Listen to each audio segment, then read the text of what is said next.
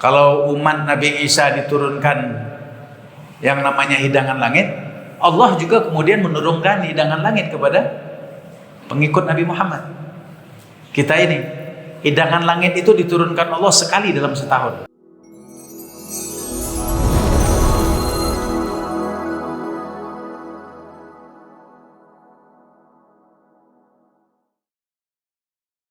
A'udzubillahi samil alim minasyaitonir rajim. Bismillahirrahmanirrahim. Assalamualaikum warahmatullahi wabarakatuh. Waalaikumsalam. Alhamdulillah. Alhamdulillahi ala ni'matil iman wal islam. Alhamdulillahi ala ni'matis sihhati wal afiyah. Alhamdulillahi ala ni'matil ukhuwah al-islamiyah. Asyhadu an la ilaha illallah wahdahu la syarika lah wa asyhadu anna Muhammadan abduhu wa rasuluhu la nabiyya ba'dah.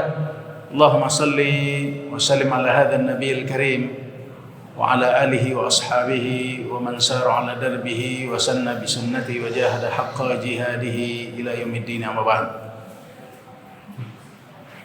Bapak-bapak, ibu-ibu, hadirin dan hadirat jamaah salat Aisyah dan insyaallah salat tarawih yang sama-sama dimuliakan oleh Allah Subhanahu wa taala.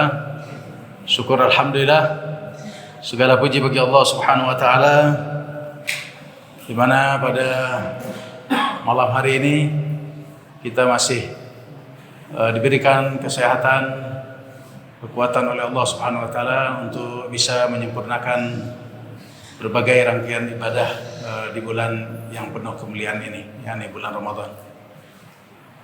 Semoga seluruh amal ibadah kita dicatat oleh Allah sebagai akan memperberat timbangan kebaikan kita. Amin ya rabbal alamin. Salawat dan salam senantiasa tercurahkan hendaknya kepada junjungan Nabi besar Muhammad sallallahu alaihi wasallam, kepada keluarganya, sahabat-sahabatnya, para tabi'in, para tabi' tabi'in, dan kepada seluruh pengikutnya sampai dengan akhir zaman. Terlebih dahulu saya mengucapkan alfu mabruk ya, karena ini pertama kali saya menginjakkan kaki di masjid ini ya, dan terasa masjid ini begitu besar ya.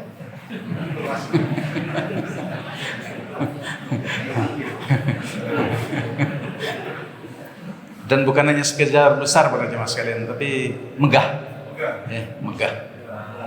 Dengan paduan warna, ya, luar biasa ini. Ini yang membuat dia besar dan megah ini para inisiatornya ini, tokoh-tokoh yang ada di balik pendirian masjid ini. Subhanallah, ini patut kita syukuri para jemaah sekalian. Masjid kita sudah berdiri, mungkin di bawah nanti untuk gedung serbaguna ya, untuk berbagai macam kegiatan-kegiatan luar biasa. Kita senantiasa doakan semoga semua lancar dan apa yang menjadi harapan kita insyaallah segera terwujud insyaallah. Amin ya rabbal alamin. Bapak-bapak dan ibu-ibu sekalian, pada hari ini ya, saya ingin mengungkapkan satu kisah sebenarnya ya. Tapi kisah ini berkaitan dengan Ramadan kita. Saya tidak pernah tahu apakah bapak-bapak dan ibu-ibu pernah mendengar hidangan langit. Hidangan langit. Belum pernah ya? Hidangan langit. Ya, di dalam Al-Quran sudah disebut nama Allah dalam Al-Quran ya, dalam berbagai ayat ya, tentang hidangan langit. Allah menyebutnya sebagai ma'idatus sama. Ma'idah itu hidangan, sama langit. Jadi hidangan langit ma'idatus sama. Ya, logika kita sementara sebenarnya ma'idatus sama ini ataupun hidangan langit itu sebenarnya hidangan yang diperlukan bagi penduduk langit. Nah, penduduk bumi kita ini sebagai penghuninya sebenarnya tidak memerlukan yang namanya hidangan langit. Tapi kenapa kemudian hidangan langit ini menjadi populer di kalangan manusia, terutama pada masyarakat Bani Israel. Kisah hidangan langit ini bermula di masa Nabi Musa, lalu kemudian terus berkembang sampai kepada Nabi Isa alaihissalam. Nah, ini ceritanya para jemaah sekalian, para pengikut Isa khususnya Nabi Isa alaihissalam, orang-orang yang setia membelanya, ya. Mereka ini para pelopor, juru dakwah, pejuang agama yang dibawa oleh Nabi Isa. Nah, mereka ini apakah karena penasaran atau karena ingin mendapatkan kepuasan? Jadi mereka ini pada satu ketika minta kepada Isa, kalau berkenan Nabi Isa minta kepada Tuhannya agar menurunkan yang namanya Maidatus Sama, hidangan langit.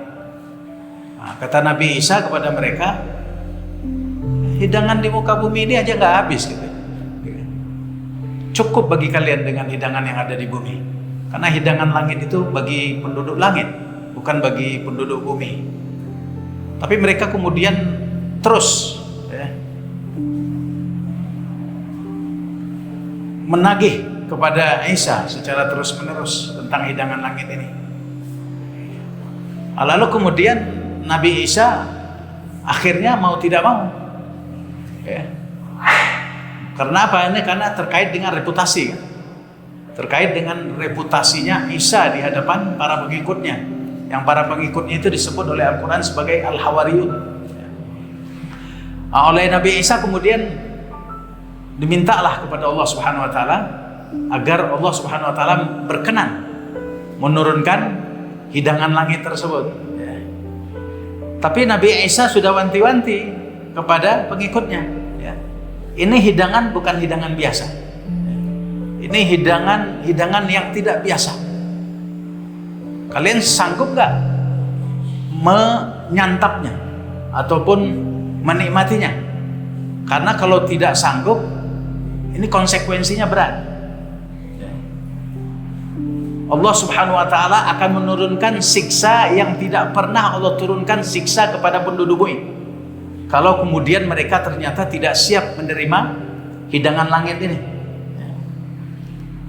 mereka mengatakan kami siap, dengan segala konsekuensinya. Lalu diturunkanlah hidangan langit ini. Nah, ketika diturunkan, lalu kemudian mereka menikmatinya, apa yang terjadi? Nah, yang terjadi kemudian para pengikut Isa ini terbelah menjadi dua kelompok. Ternyata dari dua kelompok ini yang paling besar itu kelompok yang tidak bisa kemudian merespon dengan baik hidangan langit ini. Kelompok ini disebut dengan kelompok sempalan, berjamaah sekalian. Kalau hari ini sempalan. Kenapa kemudian mereka demikian? Ya karena ternyata mereka nggak sanggup menghadapi hidangan langit ini. Akibat yang paling parah dari peristiwa itu, mereka tidak hanya ingkar kepada Allah, tapi puncaknya adalah ketika mereka kemudian menganggap Isa dan ibunya itu adalah sebagai Tuhan. Nah, itu puncaknya. Karenanya kemudian Allah menyiksa mereka. Apa siksaan Allah yang paling besar terhadap orang-orang kufur di muka bumi ini? Apa kira-kira pada yang sekalian? Siksa Allah yang paling besar, ini belum cerita hari akhirat ini, masih cerita di bumi. Yang paling besar yang Allah timpakan kepada orang kafir, apa pada yang sekalian? Allah menyebutnya wal kafiruna humuz zalimun. Siksa yang paling besar yang menimpa orang kafir itu adalah kekafiran itu sendiri. Kekafiran itu sendiri yang terus-menerus sampai kemudian ajal menjemputnya, tidak mendapatkan hidayah, itulah siksa yang paling besar yang Allah timpakan kepada orang yang ingkar. Nggak ada yang lebih besar daripada itu. Makanya Allah mengatakan wal kafiruna humuz zalimun, dan kekufuran itu adalah kezaliman yang paling besar dan paling nyata. Akibat dari apa para jemaah sekalian? Akibat dari ketika mereka menikmati hidangan langit, ternyata mereka tidak sanggup, ya. Lalu kemudian mereka ingkar.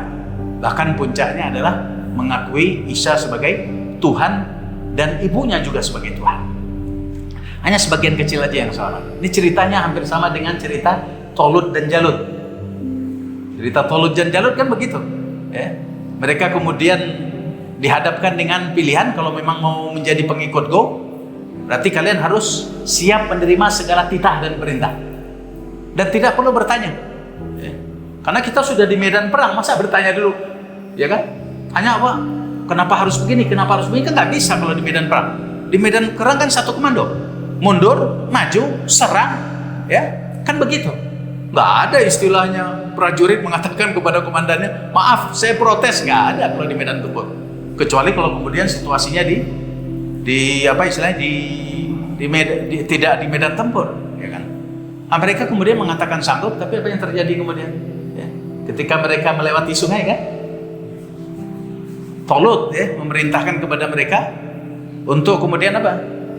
Meminum air, tapi meminum air itu hanya boleh diambil dari tangan mereka saja. Air yang kemudian ada di tangan itulah yang kemudian mereka boleh minum. Tapi selebihnya nggak boleh.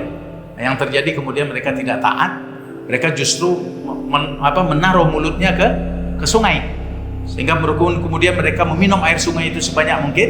Keluar dari sungai, mereka terkapar semuanya, tidak mampu kemudian meneruskan perjuangan, ya kan? Karena mereka sudah mengalami rasa haus yang berkepanjangan berhari-hari karena tidak minum. Jadi memang rahasianya seperti itu, para jemaah sekalian. Kita tidak perlu bertanya, kita siap menerima segala titah dan perintah. Cerita ini Allah ungkapkan di dalam surat Al-Maidah ayat 112 sampai dengan 116. Ya, kita bacakan sekilas saja. A'udzubillahi minasyaitonirrajim. Bismillahirrahmanirrahim. Idz qala al-hawariyun ya Isa bin Maryam hal yastati'u rabbuka an yunazzila 'alaina ma'idatan minas sama' qala ittaqullaha in kuntum mu'minin. Ingatlah ketika pengikut-pengikut Isa yang setia, para pembela Al-Hawariyun, mereka berkata kepada Nabi Isa, wahai Isa putra Maryam, bersediakah Tuhanmu menurunkan hidangan dari langit kepada kami? Lanjut kemudian Isa mengatakan, bertakwalah kalian kepada Allah jika kamu orang-orang yang benar. Artinya kalian meminta sesuatu yang tidak masuk di akal, kalian minta sesuatu yang tidak biasa. Ini nggak mungkin dilakukan oleh seseorang, ya, karena kalau mereka melakukan lalu dipenuhi dan mereka ternyata tidak mampu melakukan hal itu akan sangat berbahaya bagi diri mereka. Makanya kemudian Isa mengatakan ittaqullah, jangan demikian, berat ini permintaannya. Tapi apa kemudian? Qalu nuridu an na'kula minha wa tatma'inna qulubuna wa na'lama an qad sadaqtana wa nakuna 'alaiha minasyahidin. Mereka kemudian berkata, siapa mereka ini para jemaah sekalian? Para pengikut Isa yang setia tersebut. Mereka berkata, kami ingin memakan hidangan tersebut agar tentram hati kami. Jadi hidangan langit itu luar biasa para jemaah sekalian. Tadi saya katakan tidak biasa. Ini hidangan langit, hidangan yang tidak biasa. Kalau hidangan bumi itu kita makan, kita kenyang. Kalau hidangan langit, dia tidak hanya mengenyangkan fisik kita, dia tidak hanya mengenyangkan perut kita, tapi dia mengenyangkan batin kita, dia mengenyangkan spiritualitas kita, dia mengenyangkan luar dan dalam, lahir dan batin. Ini yang luar biasa, subhanallah. Ya mestinya ketika mereka mencicipi hidangan langit ini, derajat mereka terangkat, ketakwaan mereka terangkat, spiritualitas mereka menjadi lebih baik. Tapi apa yang terjadi kemudian? Ya, dalam kisah berikutnya para jemaah sekalian, tadi kita terjemahkan sampai kami ingin memakan hidangan agar tentram hati kami dan agar kami yakin bahwa engkau telah berkata benar kepada kami dan kami menjadi orang-orang yang menyaksikan hidangan tersebut. Qala Isa bin Maryam, Allahumma rabbana anzil alaina ma'idatan minas sama' takunu lana 'aidan li awwalina wa akhirina wa ayatan mink warzuqna wa anta khairur raziqin. Isa putra Maryam kemudian berdoa, ya Tuhan kami, turunkanlah kepada kami hidangan dari langit yang akan menjadi hari raya bagi kami, yaitu bagi orang-orang yang sekarang bersama kami ataupun yang akan datang setelah kami, dan menjadi tanda bagi kekuasaanmu. Berilah kami rizki, dan engkaulah sebaik-baik pemberi rizki. Qala Allah, inni munazziluha alaikum, faman yakfur ba'du minkum, fa inni u'adzibuhu 'adzaban la u'adzibuhu ahadan minal alamin. Allah Subhanahu wa taala berfirman, sungguh aku akan menurunkan hidangan tersebut, tetapi barang siapa kafir di antara kalian setelah hidangan tersebut diturunkan dan kalian cicipi, maka sungguh aku akan mengazabnya dengan azab yang tidak pernah aku timpakan kepada seorang pun di antara umat manusia.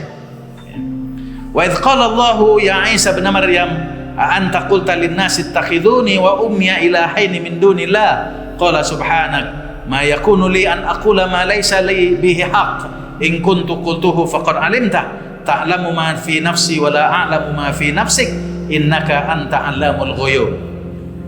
Dan ingatlah ketika Allah Subhanahu wa taala berfirman, wahai Isa putra Maryam, engkaukah yang mengatakan kepada orang-orang tersebut, kepada para pengikutnya yang setia, jadikanlah aku dan ibuku sebagai Tuhan selain Allah.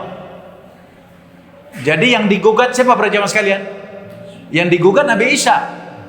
Padahal yang melakukan penyimpangan siapa? Para pengikutnya.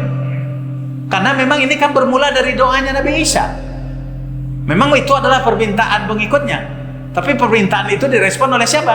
Oleh tokohnya, dalam hal ini Nabi Isa. Makanya Nabi Isa yang kemudian digugat. Jangan-jangan engkau yang jadi penyebab Isa. Jangan-jangan engkau yang apa istilahnya? Yang jadi ininya, jadi apa istilahnya? Jadi prakarsa yang membuat kemudian pengikut ini menganggap kamu Tuhan dan ibumu, kan begitu. Jadi Allah mempertanyakan itu. Lalu kemudian Isa menjawab, Maha suci engkau ya Allah, tidak patut bagiku mengatakan apa yang bukan menjadi hakku. Jika aku pernah mengatakannya, tentulah engkau telah mengetahuinya. Engkau mengetahui apa yang ada pada diriku, dan aku tidak mengetahui apa yang ada padamu. Sungguh engkaulah yang maha mengetahui dan maha mengetahui segala sesuatu dan segala hal yang gaib. Nah ini ringkasan ceritanya para jemaah sekalian dari ayat 112 sampai 116 tentang hidangan langit. Lalu apa konteksnya dengan Ramadan? Konteksnya Ramadan para jemaah sekalian sebagai bentuk rasa kasih sayang Allah kepada umat Nabi Muhammad. Ya. Kalau umat Nabi Isa diturunkan yang namanya hidangan langit, Allah juga kemudian menurunkan hidangan langit kepada pengikut Nabi Muhammad. Kita ini, hidangan langit itu diturunkan Allah sekali dalam setahun. Dan sekali itu ketika datang, dia datang selama 1 bulan. Nah itulah Ramadan. Ya. Jadi Ramadan ini sesungguhnya adalah hidangan langit yang diturunkan Allah kepada kita sebagai pengikut Nabi Muhammad. Untuk apa para jemaah sekalian? Untuk mengenyangkan, untuk memuaskan diri kita. Apanya yang terpuaskan? Lahir dan batin. Perut kita puas, jasmani kita puas, tapi batin kita juga puas, spiritualitas kita juga puas. Karenanya ini bukan hanya janji, ya. Orang yang kemudian dihantarkan Allah di bulan Ramadan, lalu kemudian dia menjalankan apa yang diperintahkan Allah di bulan Ramadan, dia pasti jadi orang yang terbaik, jadi orang yang paling mulia. Dia pasti jadi orang yang bertakwa, spiritualitasnya terangkat. Ya. Jadi analoginya tepat sekali, ya. Dan benar adanya bahwa hidangan yang namanya Ramadan ini adalah hidangan yang tidak biasa, hidangan yang luar biasa, yang Allah suguhkan kepada kita semua agar kemudian kita mencicipinya. Ya. Apa yang kita cicipi dari bulan Ramadan yang disebut oleh Allah sebagai hidangan langit ini? Ada 5 para jemaah sekalian. Ada 5 menu utama yang kita harus cicipi. Ibu-ibu kalau di rumah buat bukaan berapa menu, Bu? Kolak, korma, apa lagi, Bu? Teh manis, sirup. Makanan utamanya apa, Bu? Nasi, rendang. Luar biasa. Saya kira kalau dihitung-hitung mungkin ada 10 kali, ya kan? 10 menu, ya kan? 10 menu. Itu insya Allah kita bisa nikmati setiap hari dan kita menjadi kenyang dibuatnya. Betul nggak para jemaah sekalian? Insya Allah menu Ramadan ini nggak sebanyak itu. Menu Ramadan ini hanya 5 saja. 5 saja. Puasa, sholat, Al-Quran, zikir, dan sedekah.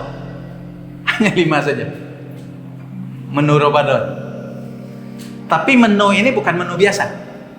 Ini menu tidak biasa.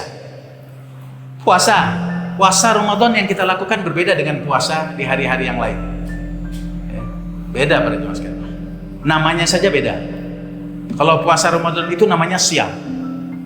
Kalau puasa di hari yang lain itu bukan siam, namanya saum. Apa bedanya siam dengan saum? Kalau saum itu puasanya puasa parsial. Kalau siam puasanya puasa universal. Jadi beda. Jadi dari artikulasinya aja beda. Dari penggunaan katanya berbeda pada jemaah sekalian. Walaupun asal katanya sama, tapi sighah yang digunakan itu berbeda. Ternyata memang berimplikasi kepada makna, arti dari saum ataupun siam itu sendiri. Ibunya Isa, Maryam, itu pernah diperintah oleh Allah untuk tidak berbicara dengan orang lain selama 3 hari karena kasus yang menimpa dirinya. Sebenarnya nggak ada kasus, tapi orang yang kemudian menuduhnya berselingkuh ataupun berzina. Isa dianggap ada hasil perzinahan. Oleh karenanya kemudian beliau tidak disuruh membela diri, tapi beliau disuruh tutup mulut. Nah, bahasa tutup mulut di dalam Al-Quran itu saum. Jadi orang tidak berbicara selama 3 hari seperti yang dilakukan oleh Maryam, itu puasa namanya. Kalau di Jawa ada puasa mutik, ya. Dia makan, tetap minum, tapi makannya dibatasi lauknya, hanya garam saja. Betul nggak Bapak Ibu sekalian? Di Jawa kan ada itu, puasa mutik, puasa juga, ya kan? Kemudian ada puasa Senin Kamis, ada puasa Ayyamul Bid, puasa 2 hari, puasa 3 hari, puasa sehari, dan puasa tidak puasa sehari, seperti itu. Nah, kalau puasa di bulan Ramadan ini 1 bulan penuh. Jadi kalau ada yang berpuasa kurang dari 1 bulan, dia tidak menjalankan syariat puasa di bulan Ramadan. Atau ada yang berpuasa lebih dari 30 hari, berarti ekstrim ini, radikal. Karena tidak sesuai juga dengan apa yang dicontohkan oleh Rasulullah SAW. Kemudian puasa di luar Ramadan itu kan 1 kali 13 jam, 1 kali 14 jam. Kalau puasa di bulan Ramadan ini 1 kali 24 jam berjam sekali. 1 kali 24 jam kita puasa di bulan Ramadan ini. Ya. Kenapa demikian? Karena yang berpuasa lahir dan batin. Yang berpuasa itu dari ujung rambut sampai dengan ujung kaki. Memang kita saat ini sudah tidak menahan perut lagi dari makan. Tapi mulut kita tahan nggak? Kita tetap harus tahan, ya kan? Mata kita tetap harus kita tahan, ya kan? Tangan kita harus tetap kita tahan. Sampai kapan? Sampai 24 jam, ya kan? Jadi 1 kali 24 jam dikali 30 hari. Berat nggak pada jam sekarang? Berat. Tapi seberat-berat apapun kalau kemudian ditunaikan secara bersama, insya Allah nggak berat. Makanya puasa Ramadan ini khas.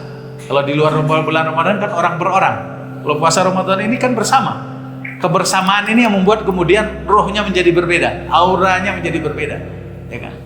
Yang tadinya lemah, yang tadinya tidak berdaya, yang tadinya tidak punya spirit untuk kemudian melanjutkan puasanya, justru terpanggil untuk kemudian terus berpuasa, dan dia menikmati puasa tersebut sampai kemudian tuntas. Jadi memang puasa Ramadan ini khas, ya, spesial, berbeda dengan puasa di luar Ramadan. Begitu juga dengan sholatnya pada jamaah sekalian. Sholatnya, kemudian Qur'annya, ya. Nah, kemudian Al-Quran lah pada jamaah sekalian. Al-Quran kita ini kalau di luar Ramadan paling dalam setahun sekali khatam. Kalau di bulan Ramadan ada yang sudah khatam pada jamaah sekalian? Ada nggak ibu-ibu dan bapak-bapak yang sudah khatam? Sedikit lagi ya. Saya tadi persis asar khatam. Asar. Tadi khatam Al-Quran, alhamdulillah. Targetnya sih 3 kali khatam. Targetnya. Jadi kita yang memang standar keimanan kita tidak sekelas sahabat pada jamaah sekalian. Kalau Ibnu Umar, sahabat Rasulullah, yang beliau itu perawi hadis 2630 hadis, ya, itu menghatamkan Al-Quran dalam 3 hari sekali. Dan itu bukan di bulan Ramadan, di hari-hari biasa, ya kan? Kita di bulan Ramadan saja lah, ya kan? Berat itu, ya kan? Di bulan Ramadan, ya, kita targetkan selama Ramadan ini kita bisa khatam berapa kali? 3, 4, 5. Ibu-ibu targetnya berapa kali khatam, Bu? Ya? Sekali ya, Bu ya? Tambah dong. 2. Insya Allah. Karena Al-Quran pada bulan Ramadan ini ya harus kita perlakukan beda lah dengan hari-hari biasa, ya kan? Kita sempat meninggalkannya selama 11 bulan. Nah, mari kita berakrab ria dengan Al-Quran, ya, bersama Al-Quran secara terus-menerus, ya, di dalam waktu-waktu kita di bulan Ramadan. Insya Allah ini akan menjadi pemandu kita. Dia akan menjadi saksi kita. Dia akan menjadi syafaat kita. Dia akan menjadi pembela kita di hadapan Allah, insya Allah. Kita tidak akan paparkan secara detail ini tentang menu-menu utama ini, tapi paling tidak saya sudah sebutkan menu utama yang harus kita cicipi semua. Jangan kemudian ada yang ditinggalkan pada jamaah sekalian, karena tidak afdol kalau ada kemudian salah satu dari 5 menu utama ini yang kemudian kita tidak sempat sentuh, ya. Yang pertama adalah puasa, yang kedua adalah sholat, ya. Ini paparan sholatnya panjang, nanti insya Allah pada kesempatan yang lain. Kemudian Al-Quran, yang keempat adalah zikir, dan yang terakhir adalah sedekah. Fa'tabiru ya ulil absar. Mudah-mudahan apa yang kita paparkan pada malam hari ini, ya, pengingat buat saya dan pengingat buat kita semua, menginspirasi dan menyemangati kita untuk tetap istiqomah dan menuntaskan apa yang menjadi tanggung jawab kita selama bulan Ramadan ini. Hadana wa iyyakum ajma'in. Wallahu muwaffiq ila aqwamit thoriq. Billahi taufiq wal hidayah. Wassalamualaikum warahmatullahi wabarakatuh.